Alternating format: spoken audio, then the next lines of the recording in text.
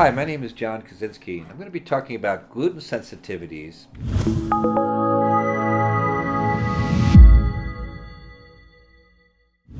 So, gluten sensitivity and the anti-gluten, there's been an anti-gluten movement that's become very, very popular.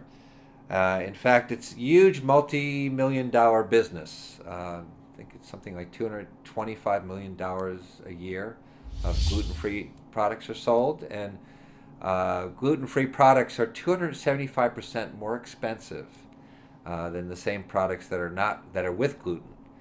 So it's very expensive, very big business, and it basically arose from the two doctors wrote books recently.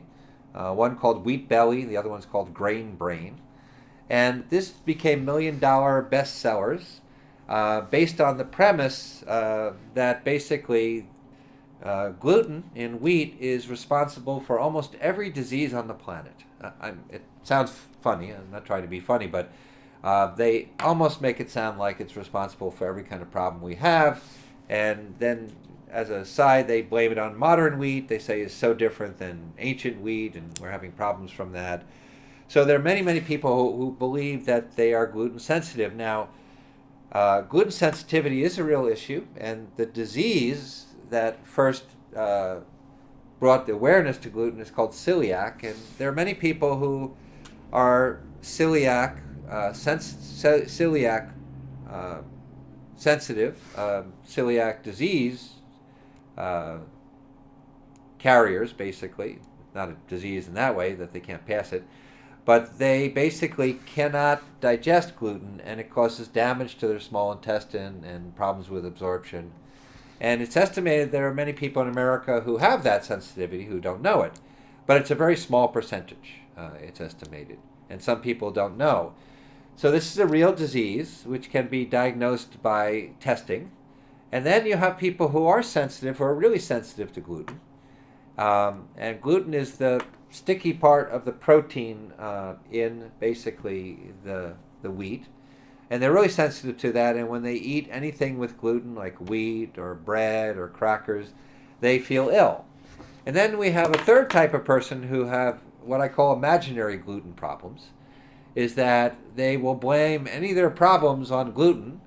And the interesting thing is that gluten issues of bloating, some people say they have a sensitivity to gluten and it makes bloating and it makes digestive sensitivity, makes heartburn.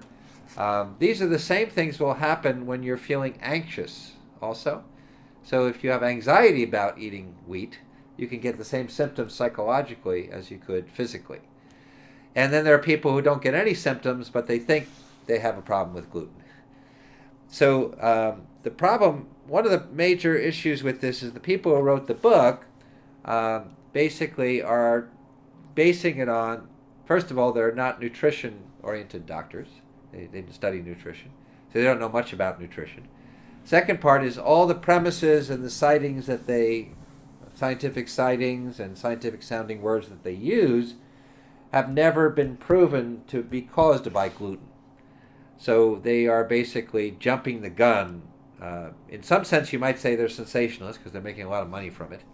But in another sense, if you say they're basically good-hearted, is that they're jumping the gun in giving a conclusion without any real cause. Now, why is that a problem? Well, the main issue to the problem is that basically when people narrow their diet, they start to run into problems because when you cut out more and more foods, you start to have problems with nutritional lack.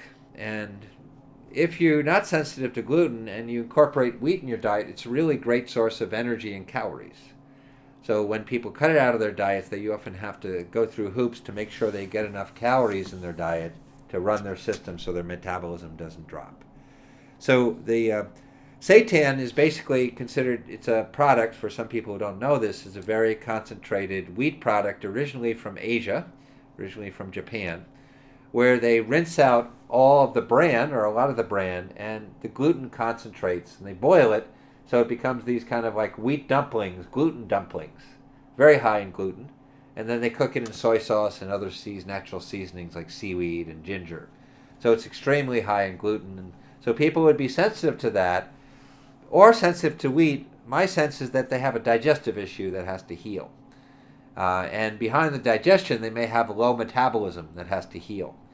And unfortunately, many people on healthy diets lower their metabolism by not having enough calories, not having enough protein, not having enough fat in their diet, not having enough nutrients.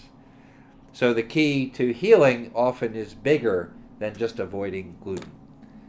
So this can clear up some of the confusion about gluten, issues that people are wondering about.